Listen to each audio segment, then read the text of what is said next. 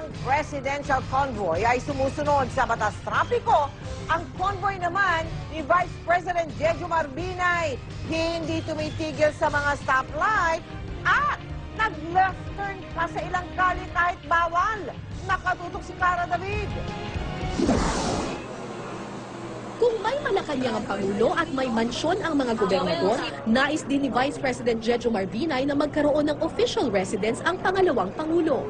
Halos lahat ng bansa merong official residence yung pangalawang Pangulo. Dito sa atin, yung mga governors nga, merong governor's mansion. Ano? Dito sa PNB building, nag-oopisina si Vice President Jejo Marbinay, pero itong pasilyong ito lamang ang nakalaan para sa pangalawang Pangulo. Sinasabi nga ng Vice President, 1/6 lang daw ng buong floor na ito ang nakalaan para sa kanya. Kasi itong pasilyong ito banderito at yung iba pang mga pasilyo sa building na ito ay pag-aari na ng private offices ng Philippine National Bank. Kung si Binay ang masusunod, nais niyang maging official residence at opisina ang Coconut Palace na dating guest house ng mga Marcos. Sang-ayon naman daw dito si Pangulong Noynoy Aquino.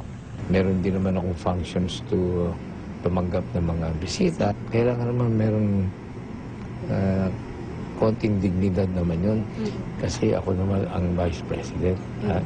Sunod-sunod ang appointments ni Binay kaninang umaga. Sinundan namin ang kanyang convoy mula Quezon City patungong Maynila.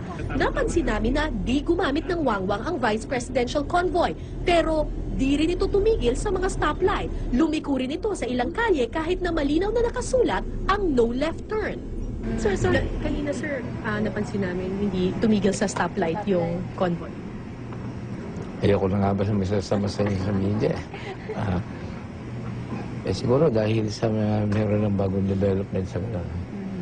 Pero wala namang wangwang yun. Kahit na agahan ko pa, talagang meron akong haharaping magiging problema sa traffic.